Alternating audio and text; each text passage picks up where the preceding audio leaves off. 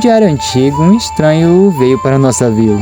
Ele não passou nenhuma grande primeira impressão. Ele deveria ter experienciado algo horrível, já que tinha um senso de perigo em seus olhos. E pessoalmente eu preferia que ele fosse embora. Mas o generoso velho homem acolheu o estrangeiro. Então eu decidi cuidar dos meus próprios assuntos, como eu costumava fazer. E então passaram-se 4 dias desde que esse homem veio para nossa vila. E ele vivia bem quieto, como se não estivesse ali. Alguns aldeões barulhentos demonstravam interesse nele, mas pessoalmente eu não me importava. Depois de 10 dias eu descobri o que o homem misterioso fazia. Disseram que ele manejava uma espada todos os dias. Parecia que ele tinha uma história por trás, mas era só isso. E mesmo assim eu não me importava muito. E depois de um mês ele ainda continuava manejando a espada. Mas eu apenas escutei isso. Mais um mês se passou e ele continuava manejando a espada. Os aldeões falavam que ele era um cavaleiro desonrado. Talvez um mercenário ou alguém que queria se vingar de alguma coisa. Depois de 2 anos de cortejo, Rema se tornou minha esposa. Não tinha nada nesse mundo do que eu desejasse mais. Mas de um jeito estranho, ele que não tinha nada a ver com isso, não saía da minha cabeça. Enquanto todos experienciavam coisa boa, o homem continuava balançando a sua espada. Ele simplesmente não cansava, ele continuava treinando e treinando vários e vários dias, passando anos e anos. E ele não parou nem quando o gelo veio para a aldeia. E enquanto eu tive uma filha chamada Laura, ele continuava simplesmente treinando. Mesmo quando chovia forte ou dava temporais, ele continuava no seu árduo treinamento com a sua espada. Então hoje fazem 15 anos que ele está treinando. Parando para pensar, eu não vi se ele está hoje, mas muito provavelmente ele está. Então agora eu já sou avô. O ar hoje está bem fresco. Todos na vila me conhecem. É muito bom ver como as coisas mudam com a passagem de anos. Mas tem uma coisa que simplesmente não mudou. Mas todos nós vamos embora um dia. E essa foi o momento que ele se foi. Mesmo depois de ir, ele não largou a sua espada. Seus olhos ainda estavam em fúria. Eu não pude tirar os olhos dele por um instante, quando o círculo prateado sumiu dos seus olhos. Eu sinceramente espero que ele esteja em um lugar melhor agora. Salve! Eu tô trazendo essa obra aqui pra vocês e vou deixar o nome dela aí junto com a imagem.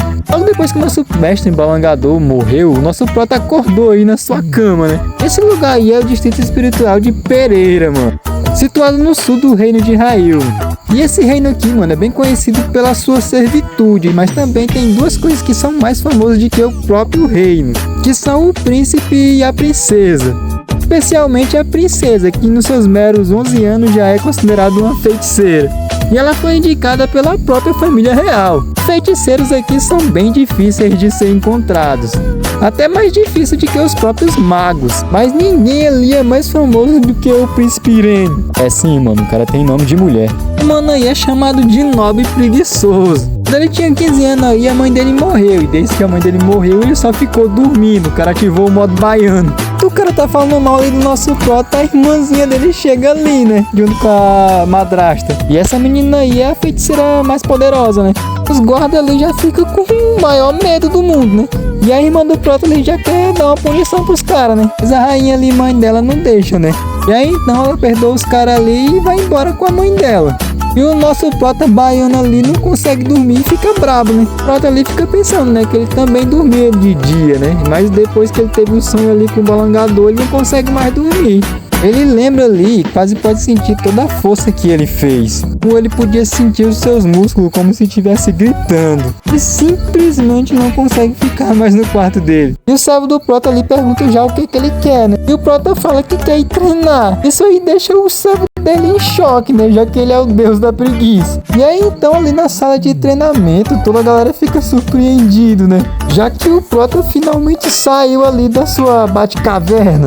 E o prota já sai ali andando, né? Indo atrás da sua espada. Então finalmente ele olha e a vê a espada igualzinha que ele viu no sonho. E o prota já reconhece a espada ali, né? Então o prota pega a espada ali, já levanta ela ali, né? Todo mundo fica olhando. E sim, cara, o Prota conseguiu levantar a espada. Ele fica feliz, né, por conseguir fazer esse feito. Só que pelo que parece a espada é muito pesada. Mas mesmo assim o Prota continua tentando levantar e treinando. E os caras ali até falam que já esperava por isso, né? Falando até que o Prota tá patético. Ele até acha o motivo pelo qual o Prota tá treinando para dar o troco em um nobre que envergonhou ele. Aqui o Prota não podia falar nada sem saber nada de luta. Até fala que o Prota vai ficar no máximo 3 dias ali treinando. O servo ali do Prota ouve isso e fica mó brabo, dizendo que vai achar um bom mestre em esgrima para ensinar o Prota ali. Mas o Prota tá tão concentrado que ele nem ouve. O Prota até pensa ali que quanto mais ele treina, mais o corpo dele grita de dor. Ele continua treinando ali, mesmo no momento que ele chega a cair. Essa queda aí é devido ao extremo cansaço do treinamento. E você acha mesmo que ele vai parar de treinar depois de cair de cansaço? Mas claro que não, né? O nosso Prota levanta de novo. O Prota ali percebe que quanto mais ele treina, mais as coisas ruins somem da sua mente ou da sua vida ali. E o Prota, com isso tudo, ele simplesmente não consegue parar. E o seu servo, vendo que aquilo ali ia dar ruim pro Prota, ele para o Prota ali, né, no seu treinamento. Simplesmente o Prota treinou o dia todo, o sol já ia se pôr, mano. Enquanto o servo do Prota segura ele ali, ele fica pensando, como assim, mano, o sol já vai se pôr? Sim, cara, o nosso Prota treinou até a noite. E aí então o servo dele ajuda ele a ir dormir. É claro que depois desse árduo treinamento o Prota tá todo quebrado, né? Ele até pensa ali que não vai dormir, né?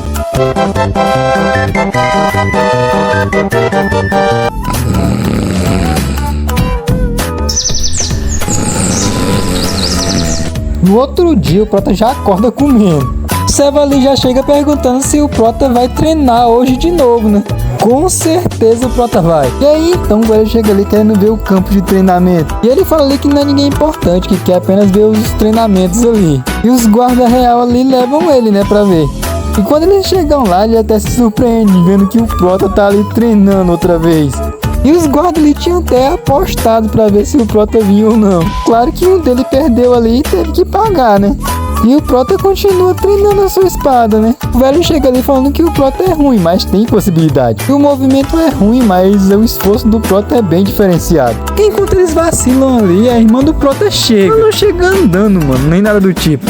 Os caras ali ficam até morrendo de medo, né, do que ela veio voando. E ela simplesmente veio em um grifo.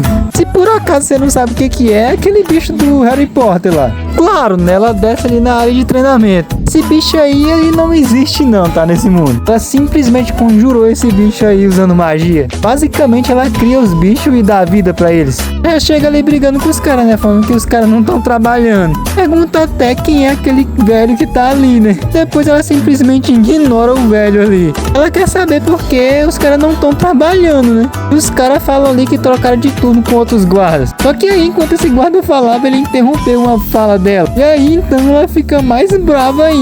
Só que aí alguém chama o nome dela ali. E aí então ela percebe que é o seu irmão mais velho que chamou ela. Ela até dá uma olhada ali pra ele, mas depois vira o rosto. E ela manda ali ele parar com o que ele tá fazendo. Só que aí ele vira o rosto pra ela e volta a balançar sua espada, né?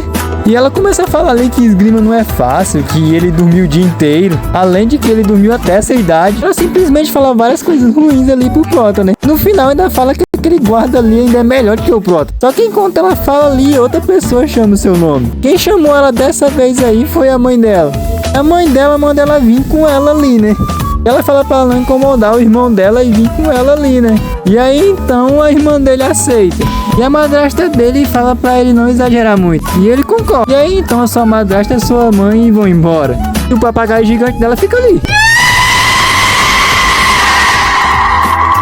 O velho ali até fala que mesmo com todos esses problemas aí, o Prota não deixa o seu foco vacilar. Que ele deve manter os seus olhos no Prota por alguns dias ali. E de noite ali a sua irmã vai pedir desculpa pro Prota. Que o servo dele chega ali e fala que ele tá dormindo. E fala que é bom ela vir mais tarde, né? Só que ela não aceita isso aí muito bem não, né? Acho que o cara tá contrariando ela. Quando o cara vê que ela tá realmente brava, ele já cai ali de joelhos e pede desculpa pra ela, né? Ela fala ali pra ele não falar o que aconteceu ali, né? E se ele falar, ele já sabe o que vai acontecer com ele. Outro dia o Prota come meio diferente, né? Tem um bicho ali tocando uma música pra ele. Esse bichinho aí é um dos bichinhos mágicos da sua irmã. E ela deixa ali uma carta pra ele. Nessa carta aí ela pede desculpa pelo que aconteceu no dia passado. O bichinho ali fica fazendo a sua apresentação, né? Ele também recebe outra carta ali da sua madrasta. Também tá pedindo desculpa pelo que aconteceu no dia passado. Então o Prota decide ter uma refeição com a sua família. Nessa refeição aí o Prota até pede desculpa pra eles por ter ficado 10 anos baianando. Fala ali que ama a sua família. O pai dele ali fala que ama ele também, né? E fala pra ele maneirar ali nos treinamentos, né? E tu acha mesmo que o Prota vai maneirar no seu treinamento?